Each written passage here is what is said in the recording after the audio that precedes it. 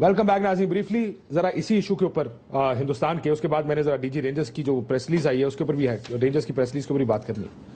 نا and of the day politicians, ہماری آواز تو پالیٹیشینز ہیں، اور کیا اس موقع پر سخت آواز بنتی نہیں تھی ڈپلومیٹکلی ایک پولیٹیکل اس کے اوپر؟ جو بات چودھری نثار کر رہے ہیں، جو بات خواجہ آصف صاحب کر رہے ہیں، تھوڑا ڈیلیڈ ہے، لیکن پرائم منسٹر آف پاکستان کو بھی وہ بات ذرا زیادہ سخت انداز میں نہیں بولنی چاہیے. میرا یہ خیال ہے، آپ کو پتہ ہے کہ میں نواز شریف صاحب کی پالیسیز کا ان میں سے ہوں جو بٹر وہ کریٹک ہے، بلکہ میں تو بلیک لسٹ ہوں ان کی، اس میں یہ تمام تقریبات ایشو سے آپ جانتے ہوں گے. لیکن اس مسئلے پہ میں کہوں گا انہوں نے، میرا خیال ہے نواز شریف کی حکومت نے بہتر اور اس کو ڈیسنٹ طریقے سے ٹیکل کیا ہے.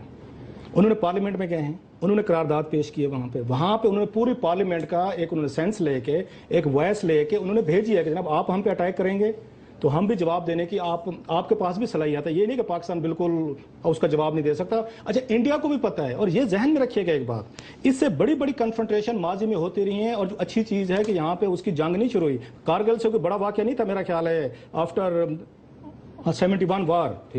ایون دین میں کہتا ہوں سینٹی پرویلڈ کہ بہت بڑی جنگ شروع نہیں ہوئی ہمارے یہاں نہیں ہوئی، اس میں انٹرنیشنل فورسز ہیں کہ جو بھی ہوں گا. سو یہ میرا خیال ہے پاکستانی پولیٹیکل لیڈرشپ کا بڑا کیلکولیٹڈ، ان کا بہتر بیلنس ان کا جواب ہے. یہ ہاں، اس سے کیا فرق پڑتا ہے کہ نواز شریف صاحب یہاں کھڑے ہو کے اس سے بڑا بیان دے دیں، اس سے کیا ہو جائے گا؟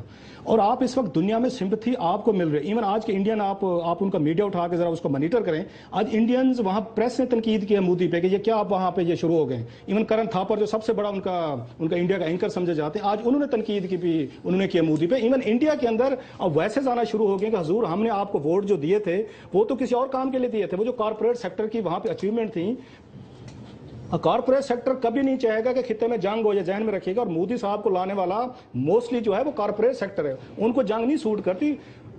مودی صاحب جو کوشش کر رہی ہے، مجھے سمجھ آ رہی ہے لے مین کے طور پر، اگر میں غلط بھی ہو سکتا ہوں، کہ جو ان کی اپنی فیلئرز ہیں، جو وعدے وہ کر کے آئے تھے، جیسے عام پارٹی نے دہلی میں ان کو ہرایا ہے، اب اسٹیٹ کے دوسرے الیکشن کہیں پہ ہوں گے، وہاں سے پتہ چلے گا وہ پورے ان کی توقعات پہ نہیں اترے. اور آخری وہ جو ان کی میرا خیال ایفرٹ ہے کہ پاکستان کے ساتھ انگیج ہوں، دو چار بمباسٹک قسم کے بیانات دیں، ہماری طرف سے بھی ایک بڑا بیان ہے. اس کا نقصان کیا ہوگا؟ جو ریئل ایشوز ہیں اس وقت، آپ کا ایشو کیا تھا؟ آپ کا ایشو یہ تھا بجٹ تھا. جو بجٹ میں انہوں نے وہاں ڈار صاحب نے ڈیزاسٹر کی ہوئی ہے. آپ کی 3 روپے بجلی بڑھ گئی، آپ کی سبسڈیز انہوں نے وہاں پہ ختم کر دی. 300 بلین روپیز کے نئے آپ پہ ٹیکسز لاگ گئے. 10 ارب ڈالر کا آپ نے لون لینا ہے اپنے بجٹ گیپ کو پورا کرنے کے لیے. وہ چیزیں ڈسکس ہونی تھی پارلیمنٹ میں. اور وہ مودی صاحب کی بڑی مہربانی، بڑا شکریہ کہ انہوں نے اس وقت پوری توجہ جو ہے وہ بجٹ سے ہٹا کے پاکستان کی انہوں نے ایک طرح سے مدد کی ہے کہ اس پہ بحث ہی نہیں ہو. آپ جو بات کر رہے ہیں، آپ بجٹ کے ایشوز میں نہیں کر رہے. عام آدمی جس طرح پس رہا ہے، جس طرح کی حکومتی ان کی پالیسیز ہیں، ان کو افیکٹ کر رہی ہیں، آپ اس پہ بات نہیں کر رہے. اور India Pakistan last word ultimately یہ ٹیبل پہ جائیں گے. اگر آپ کو یاد ہو امریکہ کا اور ان کے وہاں پہ سب سے بڑا ان کا میرا خیال ہے ایک ڈیڈ لاک ہوا تھا کیوبا میزائل ایشو پہ، اس سے بڑا ڈیڈلی مذاکرات کے ذریعے الٹیمیٹلی آپ نے ٹیبل پہ جانا ہے. بیٹھ کے بمباسٹک کا بیانات دیں تو قوم بڑی خوش ہو گئی، مزہ آ گیا. عمران خان صاحب پچھلے سال سے کئی بیانات دیتے ہیں، جو کہ بہت سے ان کے بیانات صحیح ثابت بھی نہیں ہوئے جوڈیشل کمیشن میں. لیکن کل انہوں نے بہت اچھی اور کام کی بات کی تھی نریندر مودی کے حوالے سے کہ he has risen to the height of his incompetence, کہ اپنی نااہلی کی وہ پیک پہ پہنچ چکا. اور ساتھ انہوں نے نواز شریف کے بارے میں بھی ایک بات کی تھی کہ جناب ان کے تو وہاں پہ بزنس انٹرسٹ ہے. آپ کی فورن پالیسی کا جو فیلئر ہوا ہے، آپ وہاں پہ گئے، جس کا آپ نے بھی پچھلے سیگمنٹ مینشن کیا تھا، ساڑیاں آپ نے بھیجی، عام یہاں سے آپ نے بھیجے. آپ جب اس مائنڈ سیٹ سے آئیں گے کہ نہیں جی کارپوریٹ سیکٹر اور 2+2 4 مہینے کرنے ہیں، میری سائیکالوجی میں یہ چیز جب بیٹھی ہوگی، جو نیشنل سیکیورٹی ہے، جب ملک آپ کا نہیں ہوگا تو بجٹ آپ نے کھے اور سوا بیٹھ کے ڈسکس کرنا ہے. جب ملک کی سالمیت نہیں ہوگی تو آپ کی اکانومی کیسے ترقی کرے گی؟ جب ملک میں امن نہیں ہوگا تو آپ کی اکنامک گروتھ کیسے ہوگی؟ ملک آپ کا جل رہا ہے، جگہ جگہ آپ کو انوالومنٹ سگنیچر نظر آ رہے ہیں، آپ اس پہ بات نہیں کریں گے. جو آپ کو آئیڈینٹیفائی ہو رہا ہے فورن پالیسی پہ، آپ نے انٹرنیشنل کون سی کنوینسنگ کی ہے؟ آپ کا آرمی چیف جا کے افغان صدر سے مل رہا ہے، افغان صدر آ کے GHQ میں بریفنگ لے رہا ہے، آرمی چیف جا کے وہاں پہ برٹش پرائم منسٹر سے مل رہا ہے، ان کو جا کے آپ بریفنگ کریں. اور آپ نے طارق فاطمی صاحب کو بٹھایا ہوا ہے. یہ سیویلینز کی کمزوری ہے یا سرتاج عزیز صاحب سارے میٹرز انہوں نے اپنے ہاتھ میں لے لیے؟ 1971 میں بھی سرتاج عزیز صاحب تھے، اور اسی طرح کے بالکل خاموش والی ساری چیزیں، اور بھی بہت سارے نام ہیں. اندرا گاندھی کی اس وقت بھی اسی طرح کی سٹیٹمنٹس آ رہی تھی، جا کے جب وہ ملاقاتیں کرتی ہے نکسن سے، وہاں پہ ایک جو ان کا ہائپر بول تھا وہ آپ کو نظر آ رہا تھا. آج اگر یہ ہائپر بول آ رہے ہیں، آپ اس کو یہ اس پہ لے جائیں کہ نہیں نا یہ صرف ایمٹی ریٹورک ہے. یس، آپ ایک نیوکلیئر پاور ہے، it's a nuclear flash point, اور یہ اتنا آسان نہیں ہوتا کہ جناب آپ اپنی برطری سے के ये चीजें कर सकते हैं। बुखारी एक थोड़े से मुझे अगर एक हल्का सा एक वन कमेंट या वो बहुत देर से हमें थोड़ा सा ख्याल करना चाहिए कि 20-22 करोड़ मुसलमान इंडिया में भी रहते हैं। जब हम ज्यादा हार्शर हम होते हैं तो उन पे भी इम्प्लीकेशन आती है, नंबर 1, और उन्होंने फेस भी किए हैं।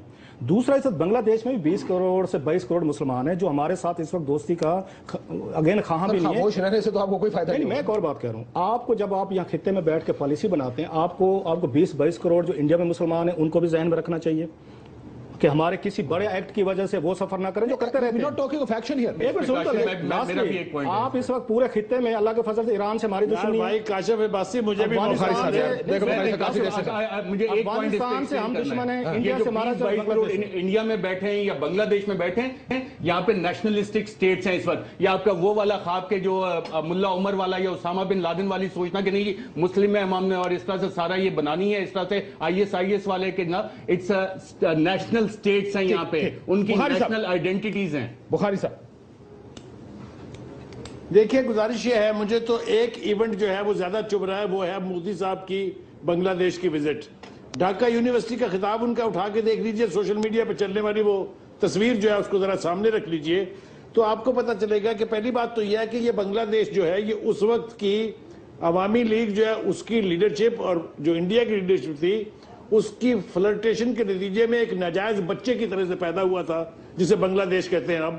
और वहां जाके हमारी फौज की तस्लील करना और वहां जाके जिस तरह से उन्होंने कहा कि हमने आपकी मदद की थी, मुझे अफसोस इस बात पर है कि मेरी लीडरशिप को यह चाहिए था कि इस इशू को उठा के दुनिया में हंगामा खड़ा कर देती कि किधर गया यूनाइटेड नेशन, किधर गया यूनाइटेड नेशन का चार्टर, किधर गया सार्क का चार्टर। मेरा प्राइम मिनिस्टर जो है जो सिर्फ इनॉग्रेशन में इसलिए जाता है कि उसके बेटे की मुलाकात वहां का जो स्टील का आइकन है उससे मित्र से हो जाए, उससे क्या तवक्को आप करते थे कि वो इससे ज्यादा बयान क्या देगा जो उसने दे दिया है। मेरे ख्याल से ये इंडिया में मुसलमान कितने बसते हैं, हमारे बांग्लादेश के भाई क्या हैं, इन सब पर इसलिए लानत भेज देनी चाहिए कि मेरा मुल्क जलील किया जा रहा है, मेरे मुल्क को गाली दी जा रही है और हम यहाँ बैठ के जवाब तलाश कर रहे हैं कि जनाब मोदी साहब ने ये इसलिए किया, मोदी साहब ने ये इसलिए किया। ये मुझे नहीं समझ में आती किस तरह की पाकिस्तानियत है ये। कहाँ है मेरा फॉरेन ऑफिस, कहाँ है मेरी डिफेंस मिनिस्ट्री, कहाँ है वो प्राइम मिनिस्टर जिसके पास एक आदमी नहीं है पूरी अपनी मुस्लिम लीग में जिसे वो फॉरेन मिनिस्टर बना के ट्रस्ट कर सके, कहाँ है वो मुस्लिम लीग जिसके पास एक डिफेंस मिनिस्टर नहीं है। हम तमाशा बना के खड़े हुए हैं और अपनी गलतियां एक तरफ रख के भारत को कंडोन किए जा रहे हैं कि वो जो कर रहा है उसके पास जवाब है। मुझे तो इसकी समझ नहीं आई।